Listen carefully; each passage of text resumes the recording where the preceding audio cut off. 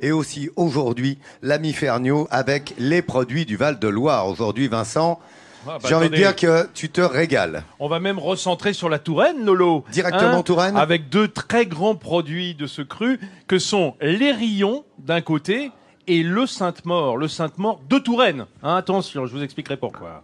Merci beaucoup, Vincent. Non, vous allez êtes tout savoir. Mais ils sont pris. Bienvenue également, Messire Ferniaud. Du talent également, il y en a dans l'assiette aujourd'hui, puisque vous l'avez compris, avec les rillettes de Touraine et les rillons de Touraine. Là, j'ai l'impression que c'est la fête de Ferniaud. Eh oui, car c'est un maître du cochon que j'ai appelé à nous rejoindre aujourd'hui, en la personne de Jacques Ardouin, expert en rillons et rillettes, que je vous demande d'applaudir. Salut Jacques.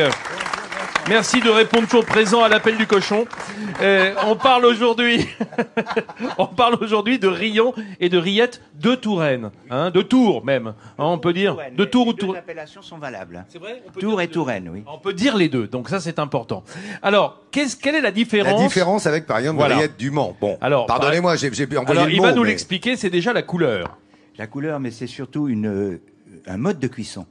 Les rillettes de Touraine sont faites à partir de gros morceaux de viande et de gras qui ne sont pas séparés. De la poitrine. De la poitrine de préférence, mais on peut mettre jusque les échines, l'épaule. On évite de mettre le jambon parce que c'est sec, mais tout le reste du porc, sauf les abats bien sûr, peuvent entrer dans la composition des rillettes. On voit les images là, regarde en même temps.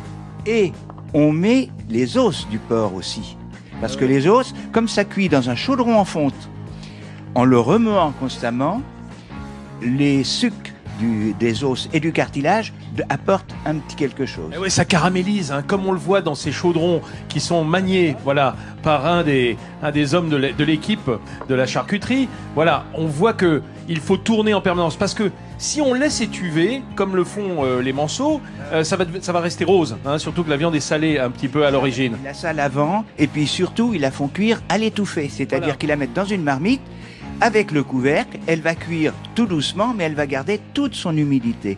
Tandis que là, ça caramélise, parce que l'humidité se retire. Et donc, cette couleur brune. La couleur brune qui apporte un petit goût de viande rissolée, bien sûr, et puis qui permet une meilleure conservation puisqu'il y a moins d'humidité. Ah, ça c'est finot, ça. Fallait y penser. Combien de temps d'ailleurs une Alors, les rillettes, comme vous ça, savez, c'est pour ça qu'elles sont protégées à l'origine par cette couche de saindoux qui remonte à la surface. Moins dans la rillette de Tours parce qu'on y mêle pas de gras.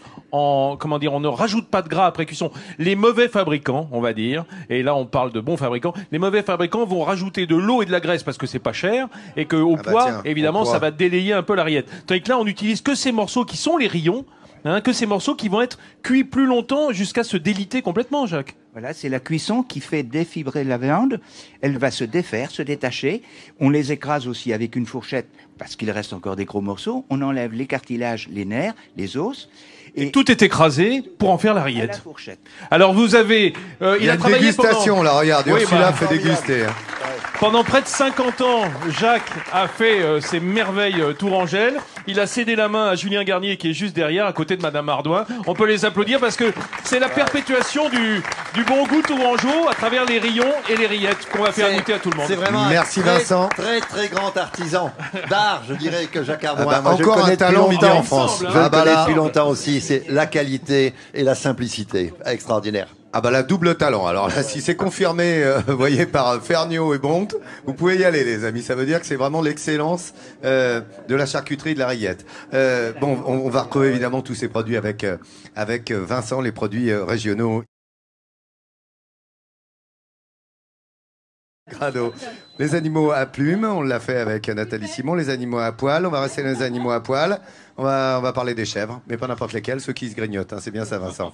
Et comment on a avec nous la chance, parce qu'aujourd'hui c'est jour de marché à Amboise, c'est vendredi, et on a Rodolphe qui a un stand qui nous a rejoint là pour cette chronique sur le Sainte-Maure de Touraine. C'est ça que vous allez applaudir. Le Sainte-Maure de Touraine. Voilà. Et Rodolphe, par la même occasion, puisqu'il est meilleur ouvrier de France fromager, et que vous savez que le boulot du fromager, je le rappelle, ce n'est pas de faire les fromages, mais de les affiner, c'est-à-dire de les amener à parfaite maturité. Rodolphe, montre-nous un peu, en 2 mots, quels sont les chefs que nous a apportés pour qu'on se concentre après sur le Sainte-Maure. Alors je vous ai amené les fromages de chef typiques de la Touraine. Donc on a du Pouligny, du Valençay. Oh, attendez, hop, hop, hop, hop. Attendez, on commence. Parce que là, j'ai pas vu bien. Alors, Donc on a le Pouligny Saint-Pierre, oui. le Valençay. Qui est une autre pyramide, mais tronquée. Tout à fait, oui. On a le Cabri de la Croix ou Bonde de la Croix, qui est une petite spécialité de Touraine. La Couronne de Touraine. Le sel sur chair, le petit trot qui est l'exception car c'est un fromage de vache. Comment? Un fromage de vache en Touraine? Un fromage de vache en Touraine, tout à fait. Et le roi de la Touraine, c'est lui. Tous nos Sainte-Maure, avec là je vous ai amené différents types d'affinage. Donc un Sainte-Maure frais démoulé, frais salé, on n'a pas encore mis la paille dedans. Ensuite on a un Sainte-Maure demi-affiné, 3/4 affiné et un Sainte-Maure sec. Et nous avons avec nous la commanderie du fromage de Sainte-Maure de Touraine, qu'on applaudit dans le public. Ils sont là, dans leur belle livrée rouge, leur livrée 100. Ah, ils sont beaux, hein. Alors, ce Sainte-Maure, deux particularités que Rodolphe vient d'évoquer. La paille de seigle, qui se trouve à l'intérieur, qui est gravée, je ne sais pas si on va le voir, mais elle porte un numéro de série et le nom du fromage. Le nom du fabricant et son numéro d'agrément. Et si c'est un fromage fermier ou laitier. Ah bah tiens, on le voit là, regarde. Ça, c'est important. Oui, regardez un peu comment ça se fait, cet affinage. C'est en quel type de cave? Ce sont des caves qu'on a montées et organisées nous-mêmes de façon à pouvoir bien gérer température, hygrométrie, ventilation, en fonction de ce qu'on veut faire comme travail pour amener les fromages à avoir des textures plus ou moins crémeuses ou des textures plus ou moins sèches, et puis des goûts plus ou moins fins ou forts selon... Quelle température, quelle hygrométrie? La température, ça va varier entre 10-12 degrés pour pas que ça aille trop vite et qu'on puisse bien contrôler le travail de l'affinage. Et puis après, en taux d'hygrométrie, ça va dépendre aussi un petit peu de quelle saison on est, comment ça se passe dans l'ambiance générale. Mais on va tourner entre 80 et 90. C'est des produits vivants, donc il faut avoir un peu le pif aussi. Oui, il faut que le fromage soit surtout très bien dès le début. Si vous avez un bon fromage dès le début, vous pouvez faire du très bon travail. Alors, je rappelle que c'est un Sainte-Maure de Touraine. Parce que l'appellation Sainte-Maure tout seul, ça n'est pas le fromage de Touraine. On peut faire du Sainte-Maure à peu près partout. C'est la bûchette. Vous voyez souvent le nom de bûchette. D'accord, donc faire bien attention. Sainte-Maure de Touraine, ça veut dire que c'est... appellation d'origine protégée.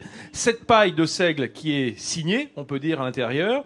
Le charbon, c'est un sel, en fait, c'est un sel avec du charbon dedans. Oui, c'est ça, c'est du sel cendré avec de la poudre de charbon de bois naturel. Voilà, qui servait évidemment à aseptiser un petit peu le fromage, à le protéger.